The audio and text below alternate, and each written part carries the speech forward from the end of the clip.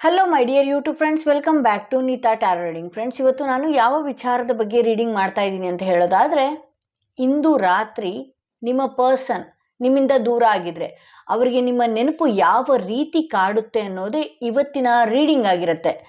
ಯಾರೆಲ್ಲ ಈ ವಿಡಿಯೋನ ನೋಡ್ತಾ ಇದ್ದೀರೋ, ನಿಮ್ಮ ಪರ್ಸನ್ ಹೆಸರನ್ನ ಒಂದು ಮೂರು ಬಾರಿ ಗಟ್ಟಿಯಾಗಿ ಮನಸ್ಸಿನಲ್ಲಿ ಹೇಳಿಕೊಂಡು ಅವರ ಭಾವಚಿತ್ರನ ಮನಸ್ಸಿನಲ್ಲಿ ತಗೊಂಡು ಇದೊಂದು ರೀಡಿಂಗ್ನ ನೋಡಬೇಕಾಗತ್ತೆ. ಇಂದು ರಾತ್ರಿ ಅವರಿಗೆ ನಿಮ್ಮ ಬಗ್ಗೆ ಯಾವ ರೀತಿ ಫೀಲ್ ಆಗತ್ತೆ.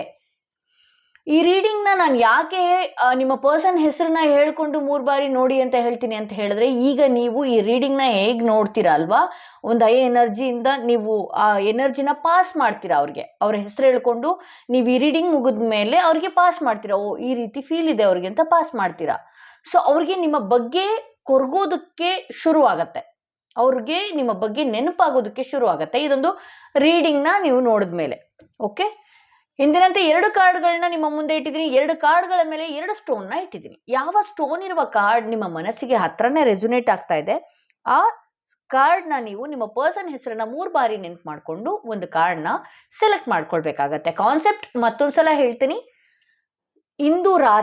ಇವತ್ತಿನ ರಾತ್ರಿ ನಿಮ್ಮ ಪರ್ಸನ್ಗೆ ನಿಮ್ಮ ಬಗ್ಗೆ ಯಾವ ರೀತಿ ಯೋಚನೆ ಆಗತ್ತೆ, ಅವರು ಏನಾದರೂ ಹೇಳೋದಕ್ಕೆ ಇಷ್ಟಪಡ್ತಾ ಇದ್ದಾರಾ, ಅಥವಾ ಮುಂದೆ ಯಾವ ನಿರ್ಧಾರ ತಗೊಳ್ಬೋದು ನಿಮ್ಮ ವಿಚಾರದಲ್ಲಿ ಅಂತ.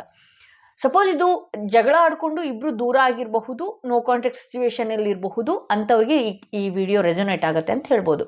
ಅದು ಯಾರಾದರೂ ಆಗಿರ್ಬೋದು, ರಿಲೇಷನ್ಶಿಪ್ ಆಗಿರಬಹುದು, ಲವ್ ಇರಬಹುದು, ಗಂಡ ಹೆಂಡತಿ ಸಂಬಂಧ ಇರ್ಬೋದು, ಯಾವುದೇ ಇರಬಹುದು. ಹಾಗೆ ಯಾರಿಗೆಲ್ಲ individual personal tarot reading session ಬೇಕು ಅನ್ನೋದಾದ್ರೆ ಡಿಸ್ಕ್ರಿಪ್ಷನಲ್ಲಿ ಕೊಟ್ಟಿರುವ ನಂಬರ್ಗೆ ಕಾಲ್ ಮಾಡಿ ಮುಂಚಿತವಾಗಿ ಅಪಾಯಿಂಟ್ಮೆಂಟ್ ತಗೊಳ್ಳಿ. ಐ ಹೋಪ್ ನೀವು ಎಂದಿನಂತೆ ಮೊದಲನೆಯ ಕಾರ್ಡ್ ರೀಡಿಂಗ್ ಮಾಡ್ತಾ ಇದ್ದೀನಿ. ಯಾರೆಲ್ಲ ಈ ಸ್ಟೋನ್ ಇರುವ ಕಾರ್ಡ್ ಸೆಲೆಕ್ಟ್ ಮಾಡ್ಕೊಂಡಿದ್ರೋ ಅವರ ಪರ್ಸನ್ ಹೆಸರನ್ನ ಹೇಳ್ಕೊಂಡು ಈ ಒಂದು ರೀಡಿಂಗ್ನ ನೋಡಿ.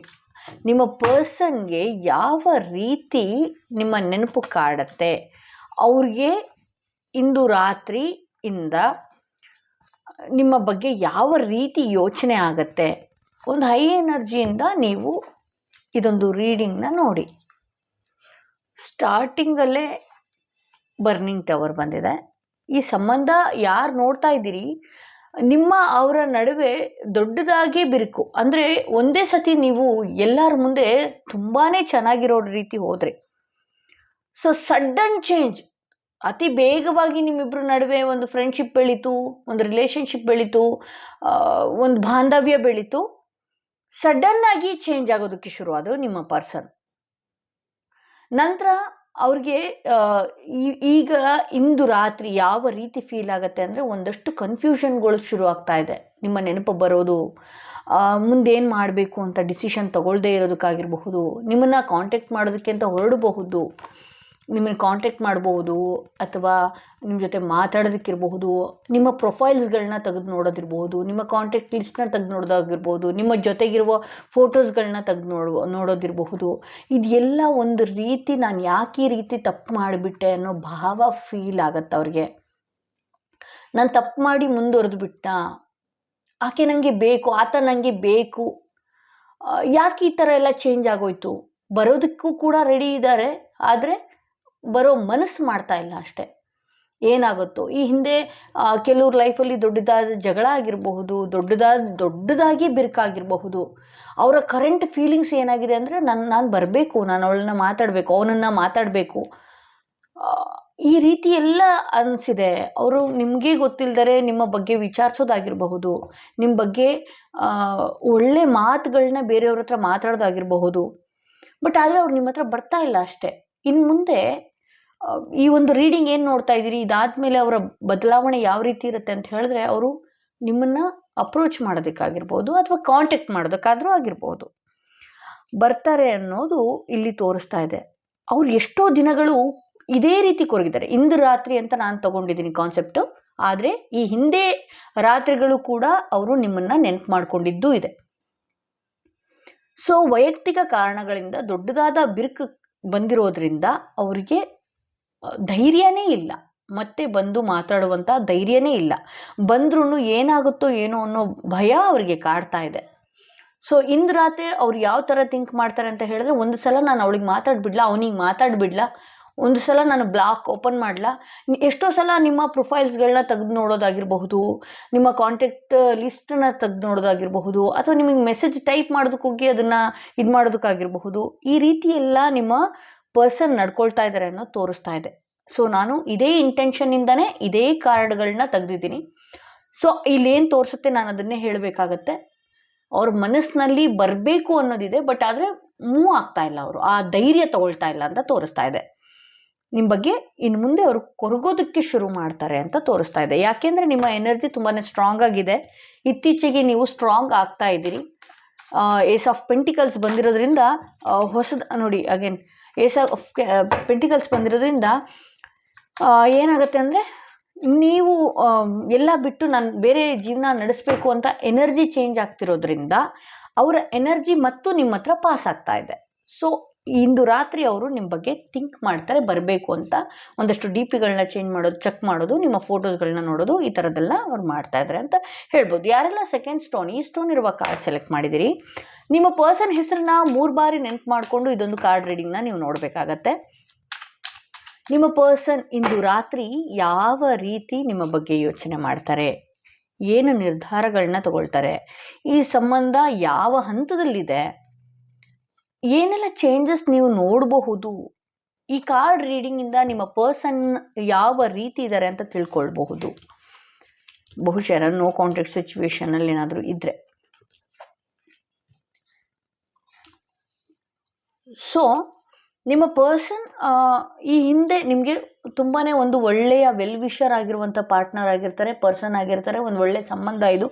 ಅವರಿಂದ ನಿಮಗೆ ಹೆಲ್ಪ್ ಆಗಿದೆ, ಅವರಿಂದ ನಿಮಗೆ ಒಳ್ಳೆ ಮಾತುಗಳಿಂದನೂ ಕೂಡ ಒಂದು ಹೆಲ್ಪ್ ಆಗಿದೆ. ಅವರಿಂದ ನಿಮಗೆ ಬೇಸಿಕ್ ನೀಡ್ಸ್ ಇರ್ಬೋದು, ಏನೇ ಇರ್ಬೋದು, ಅದೆಲ್ಲ ಮುಂಚಿತವಾಗಿ ತುಂಬಾ ನಿಮ್ಮ ಕಡೆಗೆ ಇದು ಮಾಡಿದರು. ಈಗ ಅವ್ರು ಏನು ಥಿಂಕ್ ಮಾಡ್ತಾರೆ ಅಂತ ಹೇಳಿದ್ರೆ, ಅಗೇನ್ ಇಲ್ಲಿ 10 ಆಫ್ ವಾಂಡ್ಸ್ ಬಂದಿದೆ. ಸಾಕಾಗಿ ಹೋಗ್ಬಿಟ್ಟಿದೆ ಅವ್ರಿಗೆ, ಈ ಸಂಬಂಧದಿಂದ ಸಾಕಾಗಿ ಹೋಗಿದೆ ಅಂತ ಹೇಳ್ಬೋದು. ಸೊ ಅವರ ಪರ್ಸ್ನಲ್ ಲೈಫ್ ಏನಿದೆ, ಆ ಪರ್ಸ್ನಲ್ ಲೈಫ್ ಅವ್ರನ್ನ ನಿಮ್ಮ ಹತ್ತಕ್ಕೆ ಬರೋದಕ್ಕೆ ಬಿಡ್ತಾ ಇಲ್ಲ. ಬಟ್ ಆದರೆ ಅವ್ರಿಗೆ ನಿಮ್ಮ ಯೋಚನೆ ಇದೆ, ನಾನು ದುಡುಕ್ಬಿಟ್ನೇನೋ, ನಾನು ಯಾಕೆ ಈ ಥರ ತಪ್ಪು ಮಾಡಿಬಿಟ್ಟೆ, ನಾನು ನೆಮ್ಮದಿಯಿಂದ ಇರೋಕ್ಕಾಗದೆ ನಾನು ಏನೇನೋ ಮಾತಾಡಿ ಆತನ ಅವನನ್ನು ಮನ್ಸು ನೋವು ಮಾಡ್ತಾ ಇದ್ದೀನೇನೋ ಅನ್ನೋ ಫೀಲ್ ಅವ್ರಿಗೆ ಕಾಡ್ತಾ ಇದೆ. ಒಂದಷ್ಟು ದುಡುಕ್ಬಿಟ್ರು ಅವರು, ಬಟ್ ದುಡುಕಿ ಈಗ ಅವರು ಸಫರ್ ಪಡ್ತಾ ಇದ್ದಾರೆ.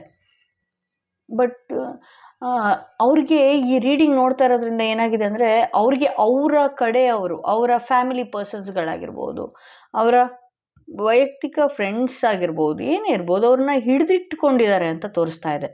ಒಂದು ಬಹುಶಃ ಇದೇನಾದರೂ ಮದುವೆ ಆಗಿರೋರು ಏನಾದ್ರು ನೋಡ್ತಾ ಇದ್ರೆ, ಅವ್ರ ಕಡೆ ನಿಮ್ಮ ಪರ್ಸನ್ ಏನು ನೋಡ್ತಾ ಇದ್ರಿ, ಅವ್ರ ಕಡೆ ಒಂದು ಒಳ್ಳೆ ಬಾಂಡಿಂಗ್ ಏನಿದೆ, ಒಂದು ಮಾತುಗಳಲ್ಲಿ ಅವ್ರನ್ನ ಕಟ್ಟಾಕ್ಬಿಟ್ಟಿದೆ. ಅವರ ಮಾತುಗಳಲ್ಲಿ ನಿಮ್ಮ ಹತ್ರ ಬರದೇ ಇರೋ ಹಾಗೆ ಆಣೆ ಪ್ರಮಾಣಗಳು, ಅಳೋದ್ರಿಂದ ಇರ್ಬೋದು, ಎಮೋಷ್ನಲ್ ಆಗಿ ಅವ್ರನ್ನ ಎಳ್ಕೊಂಡಿದ್ದಾರೆ ಅಂತ ತೋರಿಸ್ತಾ ಇದೆ. ಅವರು ಎಷ್ಟೋ ಬಾರಿ ನಿಮ್ಮ ಬಗ್ಗೆ ಯೋಚನೆ ಮಾಡಿದ್ದು ಇದೆ. ನನ್ನಿಂದ ತಪ್ಪಾಗ್ಬಿಡ್ತು, ನಾನು ಆಕೆಗೆ ಅವನಿಗೆ ಮೋಸ ಮಾಡಿದೆ ಅನ್ನೋ ಫೀಲ್ ಕೂಡ ಇದೆ.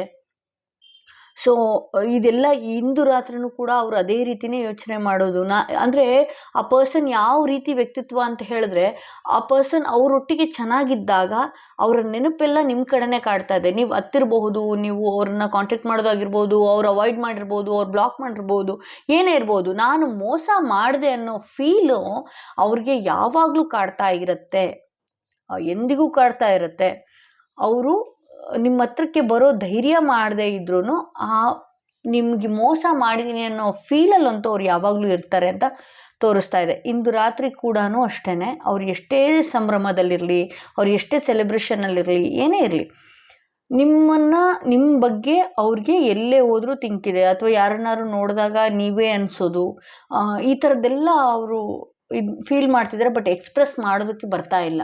ನೋ ಕಾಂಟ್ಯಾಕ್ಟ್ ಸಿಚುವೇಶನಲ್ಲಿ ಏನಾದರೂ ಇದ್ದರೆ ಅವ್ರು ಬರ್ತಾರ ಮತ್ತೆ ಅಂತ ನೋಡೋಕೆ ಹೋದರೆ ಸಾಕಾಗಿ ಹೋಗಿದೆ. ಈ ರಿಲೇಷನ್ಶಿಪ್ಪಲ್ಲಿ, ಈ ಲವ್ವಲ್ಲಿ ಸಾಕಾಗಿದೆ. ಈ ಸಂಬಂಧದ ವಿಚಾರವಾಗಿ ಹೊಡೆದಾಟ, ಬಡದಾಟಗಳು, ಮಾತುಗಳು, ನಿಮಗೆ ಮನಸೊಲಿಸೋದು, ಅದೆಲ್ಲ ಸಾಕಾಗಿ ಹೋಗಿದೆ. ಈಗ ಸಾಕು, ಬಟ್ ಆದರೆ ನಾನು ನಿನ್ನ ನೆನಪಲ್ಲೇ ಇರ್ತೀನಿ ಅನ್ನೋ ಲೆವೆಲಲ್ಲಿದ್ದಾರೆ.